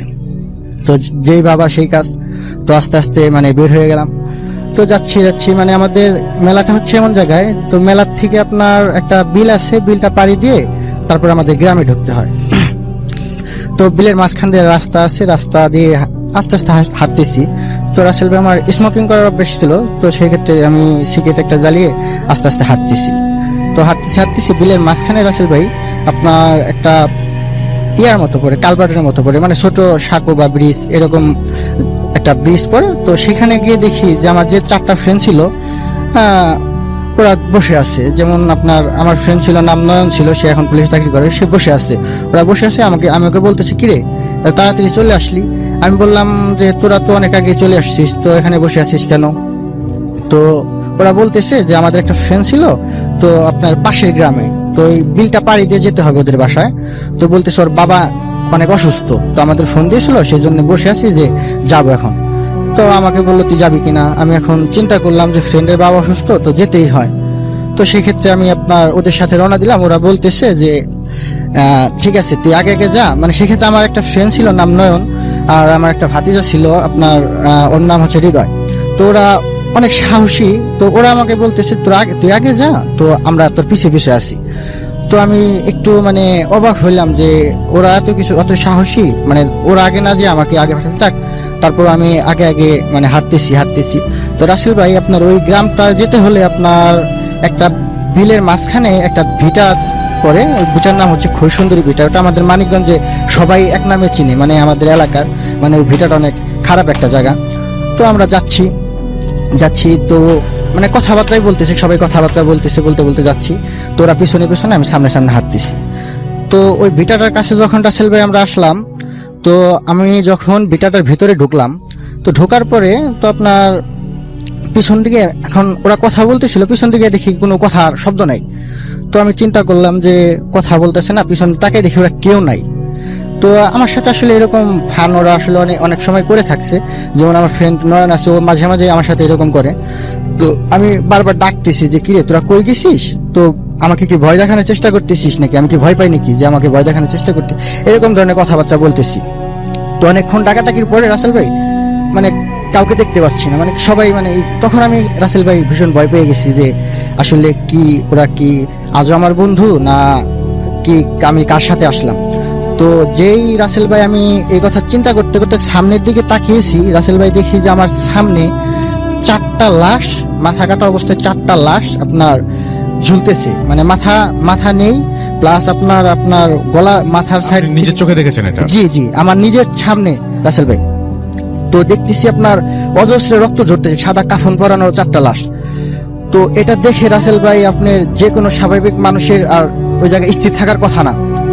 তো আমি প্রচন্ড ভয় পেয়ে যাই, এবং ভয় পেয়ে এক সময় চিন্তা করি যে দৌড়ে পালাবো, কিন্তু রাসেল ভাই আমার পা যে আমি দৌড়ে যে পালাবো, আমি দৌড়ানোর জন্য আমি যে চেষ্টা করব, কিন্তু আমার পা চলতেছে না, আমি পুরো নিস্তব্ধ হয়ে গেছি, দাঁড়িয়েছি। আপনার দৌড়ানোর পিছনের দিকে যে ঘুরে তাকাইছি, পিছনের দিকে দৌড় দিয়ে পালাবো, মানে বিলের মাঝখান দিয়ে দৌড় দিব। তো সেক্ষেত্রে রাসেল ভাই আমি পিছনের দিকে তাকিয়ে দেখি সেম আরো 4টা লাশ পিছনে ঝুলতেছি। আর এমন বিকট শব্দের হাসি রাসেল ভাই, এরকম হাসি আমি কখনোই শুনি নাই। আর এরকম হাসি যে মানে শুধু হাসতেছে আর আমার দিকে এগিয়ে আসতেছে, মানে আমাকে আক্রমণ করার জন্য এগিয়ে আসতেছে। তো এই সময় আমি আল্লাহর কাছে খালি একটা প্রার্থনা করলাম, আল্লাহ আমাকে সেন্সলেস করে দাও, কিন্তু আল্লাহ তাআলা আমাকে সেন্সলেসও করতেছে না। আমি প্রচন্ড ঘেমে, শীতের সময় রাসেল ভাই প্রচন্ড ঘেমে গোসল করার মতো অতিক্রম হয়ে গেছেন। তো রাসেল ভাই সেই ক্ষেত্রে আমি কি করব, আমি ওই জায়গায় দাঁড়িয়ে আছি, তো প্রচন্ড আমার হাত পা কাঁপতেছে। তো এমন সময় রাসেল ভাই মিনিট 5 বা 6 মিনিটের মতো আমি ওই জায়গায় দাঁড়িয়েছিলাম। তো এমন সময় আমি বিলের সাইড থেকে দেখতেছি একটা লোক, আপনার লাইট দিয়ে একটা লোক বানালে যেরকম মনে হয়, মানে একটা লোক রাত্রের বেলায় লাইট দিয়ে মানে হেঁটে আসতেছে, পুরো শরীর লাইট দিয়ে বানানো, এরকম একটা লোক হেঁটে আসতেছে আমার দিকে। তো রাসেল ভাই এটা দেখে আমি আরো প্রচন্ড ভয় পেয়ে যাই যে এই লোকটা আবার কে আসতেছে, এমনি এক বিপদের মধ্যে পড়ছি, আবার কোন লোকটা আসতেছে, আবার কি কোন বিপদে পড়ি আল্লাহ। তো রাসেল ভাই আমি দোয়া কালেমা তারপর আয়াতুল কুরসি যা পারতেছি রাসেল ভাই সবই পড়তেছি, কিন্তু কোনো কিছুতে কোনো কাজ হচ্ছে না। তো সেই ক্ষেত্রে রাসেল ভাই ওই লোকটা যখন আমার কাছাকাছি আসে, আসার পর আমি লোকটার চেহারা যখন দেখি, লোকটা পুরা ধবধবে সাদা একটা লোক, নুরানি চেহারা, প্লাস আপনার মাথার মধ্যে পাগড়ি পরা, দাঁড়িয়ে আছে জুব্বা পরা। সেই লোকটা আমাকে মানে গম্ভীর গলায় বলতেছে এসে যে তুই এত রাত্রে এই জায়গায় কি করিস। তো আমি লোকটায় ভয়ে ভয়ে উত্তর দিলাম যে আমার একটা ফ্রেন্ডের বাবা অসুস্থ, তো আমরা 4-5 জন ফ্রেন্ড মিলে এই জায়গায় আসছি যে আমরা ওই গ্রামে যাব। তো সেই লোকটা আমাকে বলল যে তোর কোনো ফ্রেন্ডের বাবা অসুস্থ না, তোকে এখানে নিয়ে আসা হয়েছে তোকে ক্ষতি করার জন্য, কিন্তু তুই সামনে সামনে যা, ঠিক আছে, আর পিছনের দিকে তাকাবি না, তুই সামনে সামনে যাবি। তো আমি রাসেল ভাই আরো ভয় পাই, কারণ কিসের জন্য যে আমাকে আবার কোন জায়গায় নিয়ে যায়। তো আমাকে সেই লোকটা বললো যে তুই সামনে সামনে তো বাড়ির দিকে যাবি, পিছনের দিকে তাকাবি না। তো রাসেল ভাই যেভাবে বললো আমি সেভাবেই বাড়ির দিকে হাঁটা ধরছি। বাসায় আসার পর আপনার কোনো সমস্যা হচ্ছিল? জি রাসেল ভাই, বাসায় আসা পর্যন্ত আমার কোনো সমস্যা হয় নাই। তো বাসা আসার পরে আমার দাদি আমাকে জিজ্ঞেস করতেছে যে তুই কই গেছিলি। তো আমি দাদিকে আমি বললাম রাসেল ভাই যে আমাকে এই কাহিনী সবকিছু খুলে বললাম। খুলে বলার পরে তো আমার দাদি আমাকে ঘরের ভিতরে নিয়ে গেল। নিয়ে যাওয়ার পরে আপনার গ্রামের যে রীতি আছে, গরম পানি করে গোসল করালো, তারপরে আপনার লোহা সেক দিয়ে পানি খাওয়ালো। জি, বুঝতে পেরেছি। Thank you so much. আমরা যেটা করব সেটা হচ্ছে সরাসরি আমরা চলে যাব একটা পরের ঘটনায়, এবং আমাদের সঙ্গে এই মুহূর্তে আরো একজন অতিথি আছেন। আপনার নামটা একটু প্লিজ বলবেন এবং আপনি কোথা থেকে এসেছেন সেটা বলবেন, তারপরে আপনার ঘটনায় যাব আমরা, এবং আশা করছি যে এই ঘটনাটি আপনাদের ভালো লাগবে। জি, আসসালামু আলাইকুম রাসেল ভাই, আমি এরশাদ উত্তরা থেকে। জি, আসলে আজকে ঘটনা আমি যেটা বলবো লঞ্চ রিলেটেড। আপনি ওদের জানেন যে স্পেশালি ঢাকা, আমরা কোন লঞ্চের নাম টাম বলবো না, কিন্তু কোন এগুলো জায়গায় বলছি না। এই রুটে অনেক বড় বড় লঞ্চ চলে, বাট এই ঘটনা যেটা বলছি এটা হচ্ছে 1982, 1980, 81, 82 এই সময়টায় কিন্তু আপনি এত বড় স্টিল বডি লঞ্চ ছিল না। আচ্ছা, তখন উডেন বডি ছিল। আচ্ছা, আর এত বড় ছিল না। আচ্ছা। তো আমাদের একটা রিলেটিভ ওনারা প্রথমে শুরু করে লাইক 1981-এ স্টিল বডি লঞ্চ ইয়া করা, এই রুটে প্রথম আনে, বাট ওগুলো এত বড় ছিল না, ছোটই ছিল। ওকে। এখন if you go to Barishal বা ওই লাইনে যে লঞ্চগুলো, আপনি দেখবেন যে ফার্স্ট ক্লাস কেবিন গুলো অনেকগুলো কেবিন। এট দ্যাট টাইম ওখানে ছিল মাত্র 4টা অথবা 6টা ম্যাক্সিমাম এরকম কেবিন, এবং দ্যাট ওয়াজ ভেরি স্মল, এত বড় ছিল না। তো একবার ঢাকা থেকে একটা লঞ্চ, আমি লঞ্চটা অবশ্যই নামটা বলছি না, তখন নতুন স্টিল বডি হয়েছে, ওটা ঢাকা থেকে চাঁদপুর হয়ে বরিশাল হয়ে বরগুনা যাবে। ওকে। তো ওই লঞ্চটা ফার্স্ট ক্লাস কেবিন ছিল 8টা। ওকে। 8টা, but as that was very small cabins. ওই লঞ্চে ঢাকা থেকে একজন তান্ত্রিক, he was based in Barguna, Amtali Barguna. আচ্ছা। এবং ওনার আরো 4-5 জন সাঙ্গপাঙ্গ 2টা কেবিন ভাড়া নিয়ে ওই লঞ্চে উঠেছে। ওকে। তো তারা যাচ্ছে, তো ওই সময় লঞ্চটা এখন যত স্পিডে লঞ্চ চলে, ওই সময় তো এটা চলতো না। তো লাইক 1:45 দিকে চাঁদপুর টাচ করেছে। চাঁদপুরে ওখান থেকে মাল উঠতো অনেক, যেগুলো বরিশালে বরগুনা এসব জায়গায় যেত। তো ওখানে কিছুক্ষণ হল্ট করতো লঞ্চগুলো। তো এরকম করে ওখান থেকে লাইক আপনার 1:45 থেকে লঞ্চটা চাঁদপুর লিফট করে, চাঁদপুর টু বরিশাল। হঠাৎ করে রাত 3টার দিকে পুরো ফার্স্ট ক্লাস কেবিন যতটুকু হইচই, অনেক হইচই, কান্নাকাটি, চিল্লে। ফরচুনেটলি আমরা ছিলাম, আমাদের ফ্যামিলিটা পুরাই ছিল লঞ্চে। তা আমি বের হচ্ছে, আমার বড় ভাই বের হচ্ছে, দেখলাম যে ওই তান্ত্রিক সাহেব যে কেবিনটা ছিল, লঞ্চ ছাড়া আগে ওই কেবিনে ধূপ অনেক কিছু, মানে মিষ্টি রকমের গন্ধ, সোজা কথা, মানে অনেক কিছু করতেছিল ভিতরে। ওকে। তো এর মধ্যে থার্ড ক্লাস লঞ্চে থাকতো, ওখান থেকে কিছু লোক আসে লঞ্চে, যারা আনসার ছিল, যারা ডিউটি করে, ওরা আসছে। আসার পর জানা গেল যে তান্ত্রিক যখন চাঁদপুর এরিয়াটা লিভ করে তখন তান্ত্রিক সাহেব বাথরুমে গেছে, আর বের হয় নাই। তো দেরি থেকে প্রায় 1 ঘন্টা 6 ঘন্টা হয়েছে। তার যা চেলাপেলা যারা ছিল তার সাথে তারা ডাকাডাকি করছে, নক করছে, কিন্তু ভিতর থেকে কোনো সাড়া মিলছে না। তারপরে এই জন্য তারা অনেকক্ষণ ইয়ে করবে, ধাক্কা থেকে করবে, তখন তারা ইয়ে করতেছে, নয়েজ করতেছে ডাকা। তখন লঞ্চে যে ডিউটিতে যে আনসার যারা ছিল তাদের যে হেড ছিল উনি আসলো। উনি এসে লঞ্চের একজন লোক, আই মিন সুপারভাইজার, সে কেরানি একজন, এদেরকে 7-8 জন মিলে দরজাটা ভাঙে টয়লেটের। আচ্ছা, রাসেল ভাই, এখনকার যে লঞ্চের টয়লেট গুলো এগুলো মোটামুটি বেশ বড়, কিন্তু এট দ্যাট টাইম ওই 1981-82 যে লঞ্চের টয়লেট ভেরি ন্যারো। এবং ওখানে এখন তো মনে করেন এই যে পশ লঞ্চ গুলোতে লাইক কমোড সিস্টেম, ওখানে তো কমোডের কোনো বালাই ছিল না, তখন প্যান। যখন দরজা তারা ভাঙে তখন ভিতরে শুধু দেখা গেল তান্ত্রিকের একটা পা, লেফট লেগ, আর একটা হাতের কবজির ছেঁড়াপেড়া কিছু অংশ, ওনার কিছু কাপড়ের একটা লুঙ্গি, আর মনে হয় লুঙ্গিটার কিছু অংশ ছিল, আর গায়ে চাদর মতো কিছু, ওটা হচ্ছে প্যানের মধ্যে। তার মানে তান্ত্রিককে যেভাবে প্যানের মধ্যে থেকে টেনে নিচে না হয়, মানে ওনাকে যে নিয়ে গেছে এটা মানে ভিজিবল, স্পষ্ট, যারা দেখেছে সবাই বুঝতে পারে ওনাকে আদারওয়াইজ বের হওয়ার কোনো ওয়ে নেই। ওই একটা যাই হোক, এটা দেখে তখন এট দ্যাট মোমেন্টে তো কিছু জানা গেল। পরে জানা গেল যে বিকজ লঞ্চটা আমার একটা রিলেটিভ, ক্লোজ রিলেটিভ ছিল, পরে জানা গেছে ওই তান্ত্রিক সাহেব he was very much involve with black magic, এবং ওই ধরনের কোনো অ্যাসাইনমেন্ট নিয়ে সে ঢাকায় এসেছিল, বাট কাজটা হয়নি। আচ্ছা, হয়নি, এবং they are going back to Amtali, Barguna আমতলির দিকে যাওয়ার সময় that was the revenge from that, যে আপনি যখন আপনি প্লাস আপনারা যারাই বলেন যে ব্ল্যাক ম্যাজিক ভালো না, অফকোর্স ইজ নট, এটা আমি একটা বললাম যেটা একটা ঘটনা, যে ব্ল্যাক ম্যাজিক কত খারাপ হতে পারে। That was my story. Thank you so much. আপনার ঘটনার জন্য আপনাকে অনেক ধন্যবাদ। এবং আমরা চলে যাব আমাদের পরবর্তী অতিথির কাছে। আপনার নামটা প্লিজ একটু বলবেন, কোথা থেকে এসেছেন, তারপরে আপনার ঘটনায় যাব। জি, আসসালামু আলাইকুম লিসনার্স, আমি রনি, মিরপুর থেকে আসছি, মিরপুর 1। জি, আজকে যে ঘটনাটি বলবো সেটি আমাদের অফিসের এক ভাইয়ের কাছ থেকে শোনা। জি, সো সে যেভাবে বলছে আমি ঘটনাটি সেভাবেই বলছি। তার এলাকায় একটা মসজিদে এক বয়স্ক হুজুর ছিল, মানে জি। হুজুর বলতে বয়স্ক ইমাম, মানে খুব পরহেজগার ছিল, এলাকার লোকজন তাকে খুব ভালোবাসতো। আর বিষয়ে বলে রাখা ভালো যে ওই এলাকায় একটা প্রচলিত কথা ছিল যে ওই এলাকায় নাকি জিনেরা নামাজ পড়তো, এরকম একটা কথা প্রচলিত ছিল। একদিন এরকম এক জিনে হুজুরের সাথে এসে দেখা করে, মানে একাকি, তাকে ভালো লাগে, এসে দেখা করে, সরাসরি পরিচয় দেয় যে আমি জিন, আপনাকে খুব ভালো লাগছে, আপনার পিছনে অনেকদিন নামাজ পড়ছি, আপনার সাথে বন্ধুত্ব করতে চাই। এরকম বলার পর দেখা যায় হুজুরের সাথে খুব একটা গুড রিলেশন হয়ে যায়, তার ওঠা বসা, খুব একটা ভালো সম্পর্ক, এমনকি হুজুরে তাকে তার নিজ বাড়িতে পর্যন্ত নিয়ে যায়। এরকম এভাবে খুব ভালোই চলছিল।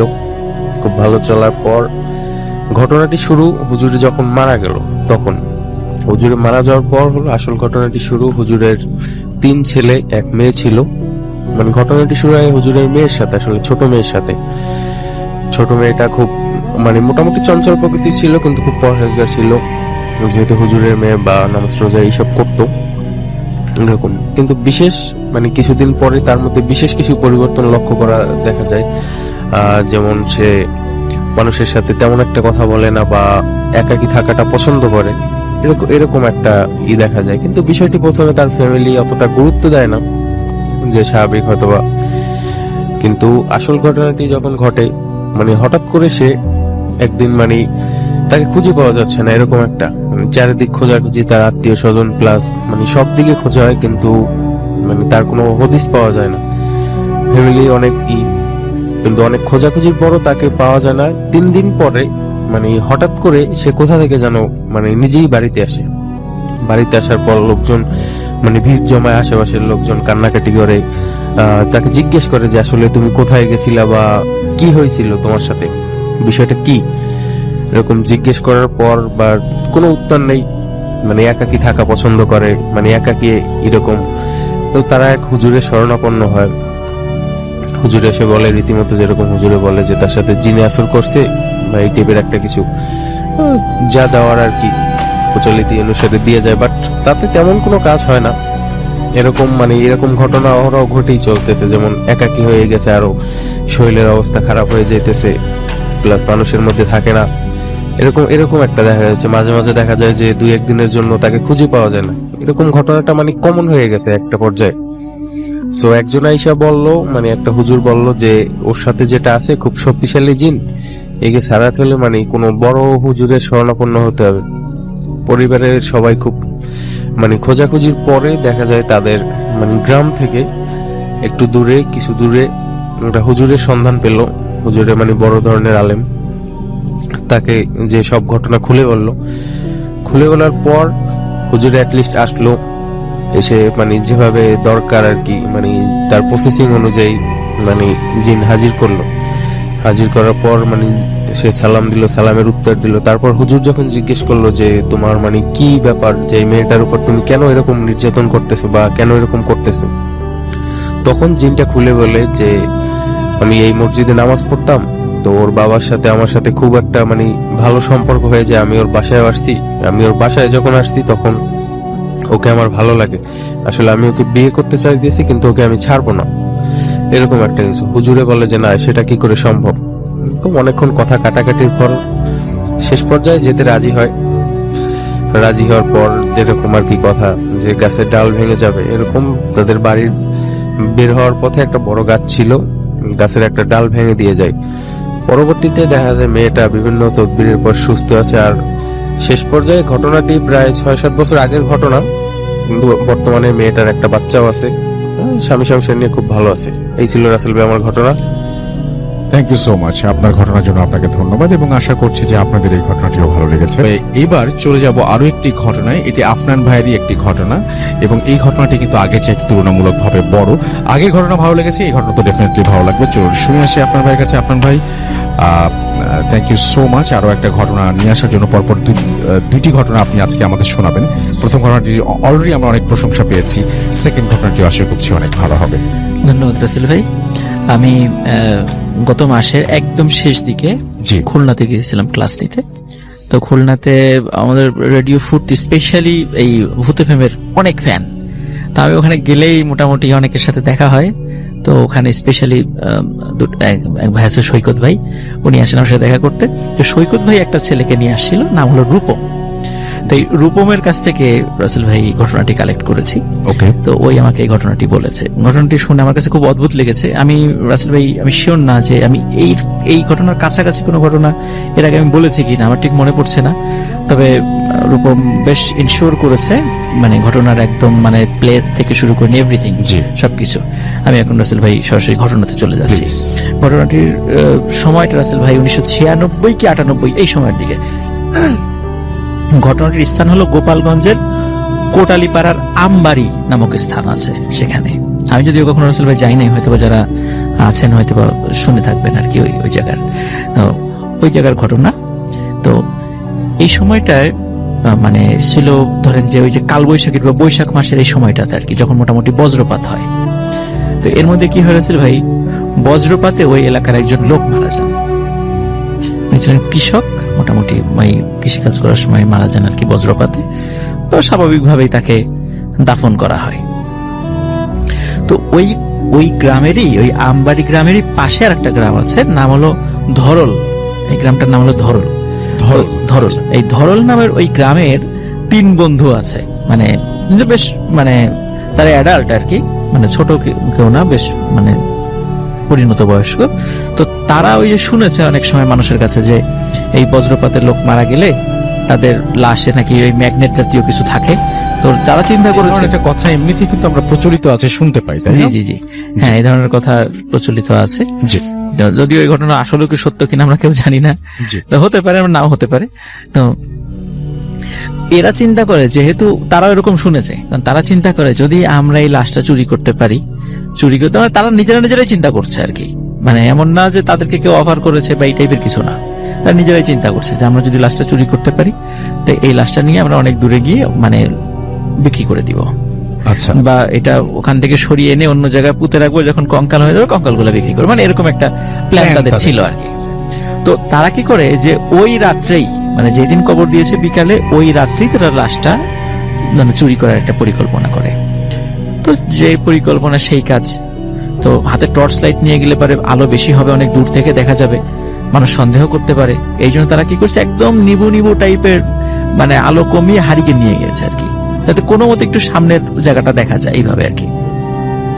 তো তারা ওই মানে ওই আমবাড়ির ওই গোরস্থানে আসে ধরল গ্রাম থেকে রাতের বেলা। তো ওনারা যখন গোরস্থানে এসেছে, আসার পরে ওই খবরটা তারা দিনের বেলাও দেখে আসছিল, যে রাতের বেলা সেজন্য সরাসরি আমরা মানে চিন্তা অসুবিধা না হয়। তো যথারীতি যেই চিন্তা সেই কাজ, কবর খোঁড়া শুরু করেছে। খুঁড়তে খুঁড়তে একদম বাসটা সরানোর পরে লাশ বের করে ফেলেছে। আচ্ছা। কবরের মধ্যে দুজন নেমেছে, আর একজন উপরে আছে, মানে তোলার জন্য উপরে। যখনই উপরে উঠিয়েছে এবং তুলবে, হঠাৎ দূর থেকে কে যেন চিৎকার করছে, এই ওখানে কে, ওখানে কে। আসলে ভাই ওই কবরস্থানের পাশেই আর একজনের বাসা ছিল। তো উনি হয়তো বা মুরব্বী, হয়তো বা রাত্রে ওয়াশরুমে যাওয়ার জন্য বাসা থেকে বের হয়েছে। তো কবরস্থানের যেহেতু পাশে থাকার কারণে কবরস্থান সম্পর্কে মোটামুটি ধারণা আছে। হঠাৎ করে রাতের বেলা একটু আলো দেখে না সন্দেহ হয় যে কি ব্যাপার। আবার আলোর আশেপাশে তো রাসেল ভাই কেউ থাকলে এবার অনেক দূর থেকে টের পাওয়া যায়। তখন ওর মনে হচ্ছিল কারা জানা কি করছে। আবার চিন্তা করছে যে গ্রামে সাধারণত এত রাতের বেলা তো লাশ দাফন করার কথা না, আর লাশ এত রাত্রে দাফন করে রাসেল ভাই ওই সময় যে হেঁচাক বাতি ছিল, এখন তো দেখা যায় না, তো হেঁচাক বাতি নিয়ে আসে। এরকম কেন? তো উনি বলছে ওখানে কে।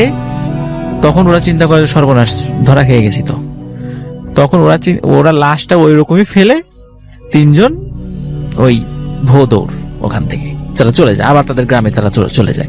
তখন ওই লোক ওই কবরস্থানে এসে ওই হারিকেনের আলোতে দেখে যে এই অবস্থা, সকাল বিকালে লাশ দাফন হয়েছে এই অবস্থা। তখন উনি আশেপাশের লোকজনকে ডেকে তোলেন, আশেপাশে যারা ছিলেন। তো সবাই এসে আবার যথারীতি ওই পরিবার লোককে খবর দেয়। ওই রাত্রেই আবার মানে ওই লাশটা আবার যথাস্থানে রেখে উপরে বাঁশ দিয়ে আবার ঠিকঠাক মতো কবরটা দিয়ে দেওয়া হয়। তো রাসেল ভাই এই ঘটনার পর থেকেই আসলে মানে ঘটনাটার আর মানে মূল ঘটনা শুরু আর কি। যেই তিনজন ওই রাত্রে বাড়িতে চলে যান এবং রাত্রেবেলা বাসায় গিয়ে যার যার বাড়িতে গিয়ে ঘুমিয়ে পড়েন। আর যেহেতু তারা ধরা পড়ে নাই, সুতরাং বলে দেয় এই ঘটনার জন্য আমরা কখনোই কেউ না জানে, জানলেই তো অনেক সমস্যা হবে। আর রাসেল ভাই এটা নিয়ে তারা অনেকে অনেক চিন্তাও করেন নাই, ওটা ছিল একদম অজপাড়া গায়ের মতো। তারা চিন্তা করছে হয়তো বা কাফন চোরের কাজ, এটা কাফন চুরি করতে আসছিল, পারে নাই, সিমিলার এরকম তারা মনে করেছে। তারা আসলে ওই ম্যাগনেট বা এই টাইপের কিছু এই ধরনের চিন্তা আসলে মানে গভীর চিন্তা করেনি। জি জি, মানে ওইভাবে তারা চিন্তাও করে না যে এরকম হতে পারে। তারা কাফন চোর অনেক বহু আগে থেকেই তো এই ধরনের ঘটনা ঘটে থাকে। তো যাই হোক, তো ওই রাত্রেই ওই তিন বন্ধু সবাই একই স্বপ্ন দেখে। কি ছিল স্বপ্নটা? যে ওই যে লাশটা চুরি করতে গিয়েছিল, ওই লাশটার তো তারা চেহারাটা খুলে ফেলেছিল যে কেমন দেখা যায় আর কি, মানে যখন উঠাবে আর কি, তখন দেখে ওই লাশটা মানে বিভৎস চেহারায় এসে আস্তে আস্তে সাপের আকৃতি ধারণ করে। আচ্ছা। সাপের আকৃতি ধারণ করে ওদেরকে ধাওয়া করতে থাকে এবং ধাওয়া করার একটা পর্যায়ে তাদেরকে ছোবল মারে। আচ্ছা।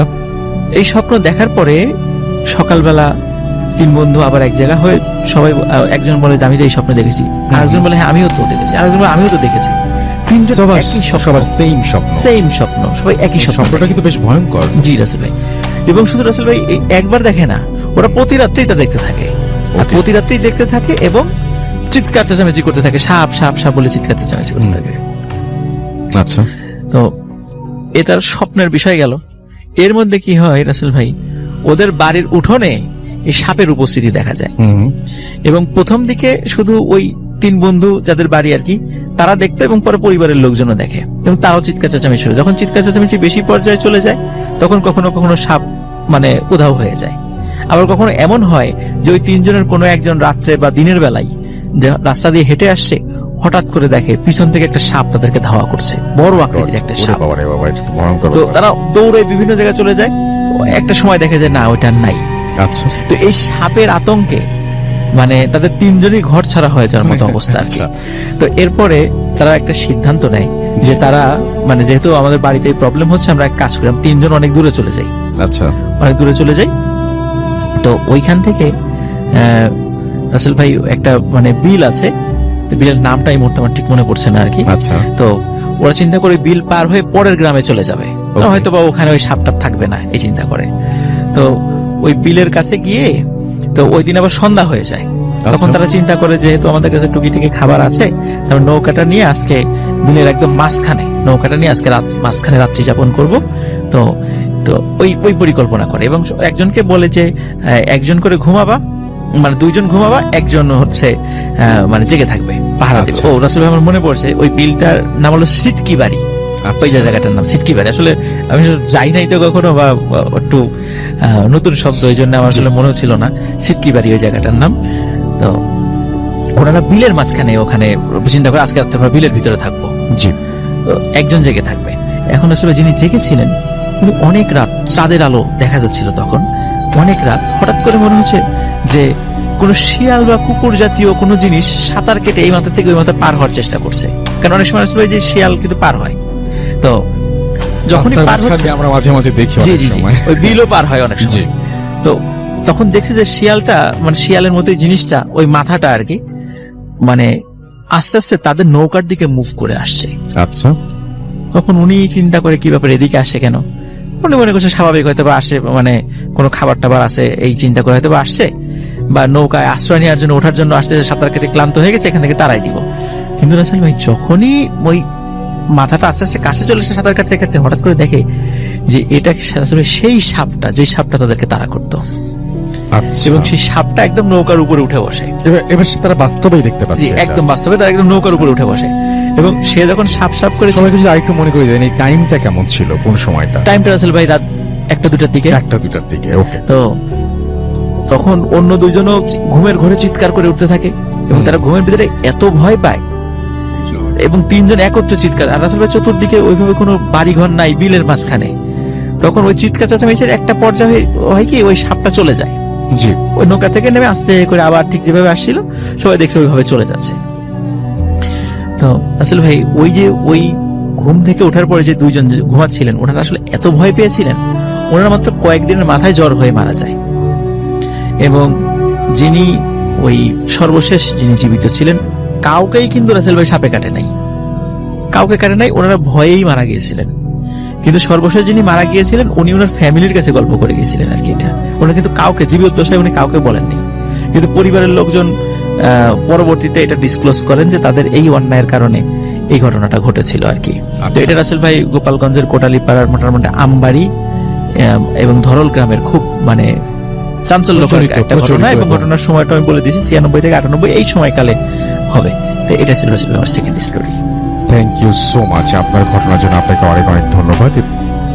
আসসালামু আলাইকুম রাসূল ভাইয়া, আশা করি সবাই অনেক ভালো আছে এবং আপনিও ভালো আছেন, আর আপনি তো সবসময় ভালোর দলেই থাকেন। আজকে আমি যেই ঘটনাটি বলবো এইটা অনেক ভয়ঙ্কর একটা ঘটনা, এবং আমি ঘটনা বোঝার স্বার্থে সংক্ষেপে বলি যে এই ঘটনা একটা রেল লাইন বা নির্জন রেলওয়ে স্টেশনের একটা ভ্যানওয়ালার সাথে ঘটে যাওয়া ঘটনা। তিনি বলেছেন এই ঘটনাটি ঘটেছিল উত্তরবঙ্গের এক প্রত্যন্ত অঞ্চলে একটা ছোট রেলওয়ে স্টেশন আছে, তারই কাছে। স্টেশনের নাম মৃত্যুঞ্জয়পুর। এটা কিন্তু আমি কাল্পনিক নাম দিলাম, আসল নাম দিব না, কারণ আমার ঘটনা তো অনেকেই শোনে। এই ঘটনাটার বাস্তবতা খুঁজতে গেলে তারা হয়তোবা ওই রেলওয়ে স্টেশনে আর যাবে না। সেখানে রতন নামের এক যুবক এক রাতে তার আত্মীয়র বাড়ি থেকে ফিরছিল এবং শীতের রাতে কুয়াশায় চারপাশে ঢাকা। রতনের হাতে ছোট্ট একটা টর্চ লাইট। সে ভাবলো মেন রোড দিয়ে না গিয়ে রেল লাইনের উপর দিয়ে গেলে বা হাঁটলে বাড়ি পৌঁছাতে আমার অনেকটা রাস্তা শর্ট হবে এবং আমি আগেই পৌঁছাতে পারবো। এমন একটা চিন্তা ভাবনা করে সে তাড়াতাড়ি বাড়িতে পৌঁছার উদ্দেশ্যে ওই রেল লাইনের রাস্তাতে গেল। তখন আনুমানিক রাত 1টা বা রাত 1টা বা 1:45 বাজে। হাঁটতে হাঁটতে রতন দেখলো দূরে রেল লাইনের উপরে একটা লাল আলো দুলছে এবং রতন ভাবলো হয়তো কোনো রেল কর্মী বা রেল লাইনে কাজ করে এমন কোনো লোক ওখানে কাজ করছে। সে আলোর দিকে এগিয়ে গেল। সে মানে একটা সিগারেট খাবে, তো আগুন ছিল না, তাই ওইদিকে গেল যে যদি রেল কর্মী হয় তাহলে তার কাছে অবশ্যই একটা লাইটার পাওয়া যাবে, তাই তার কাছে এগিয়ে গেল। হঠাৎ রতন শুনতে পেল দূরে ট্রেনের আওয়াজ, ঝকঝক ঝকঝক ঝকঝক করে ট্রেন আসতেছে। তো এই ঝকঝক শব্দটা মানে বাড়তেই চলছে। রেল লাইনগুলো কাঁপতে শুরু করলো। রতন তাড়াতাড়ি রেল লাইনের থেকে নিচে নেমে দাঁড়ালো, কিন্তু কুয়াশার ভেতর দিয়ে ট্রেনের হেডলাইট দেখা যাচ্ছে না, শুধু ইঞ্জিনের শব্দটা কানে, মানে কান তালা লেগে দিছে, মানে ওই যে অনেক জোরে সাউন্ড লেগে চি করে না, এরকম একটা শব্দ। কয়েক সেকেন্ড পর একটা শব্দ একদম তার কানের পাশ দিয়ে চলে গেল, যেন একটা বিশালাকার ট্রেন তাকে অতিক্রম করলো। কিন্তু অবাক করার বিষয়, সেখানে কোনো ট্রেনই ছিল না, শুধু একটা প্রবল ঠান্ডা বাতাস আর কি যেন একটা ঝাপটা দিয়ে চলে গেল। রতন যখন সেই কারণে ভয়ে কাঁপছে, তখন দেখলো সেই লাল আলোটা তার খুব কাছে চলে এসেছে। সে টর্চ জ্বালিয়ে দেখলো একজন লোক রেলওয়ে ইউনিফর্ম পরে দাঁড়িয়ে আছে, আর এই ইউনিফর্মটা শতাধিক বছর আগে। লোকটার হাতে একটা পুরনো আমলের তেলের লণ্ঠন, মানে লাঠি, যা থেকে আলো বেরোচ্ছে। রতন তোতলাতে বলল, চাচা, ট্রেনটা গেল কিন্তু দেখা গেল না কেন? লোকটা কোনো উত্তরই দিল না। সে ধীরে ধীরে মাথা তুলল এবং রতনও দেখলো লোকটার অর্ধেক মাথা থেতলে গেছে। বাবা, যেন কোনো কিছুতেই মানে কোনো কিছুর সাথে আঘাত লেগে ওইটুকু পিষে গেছে। তার এক চোখ নেই, আর অন্য চোখটা দিয়ে টকটকে রক্তবরণ আলো বেরোচ্ছে।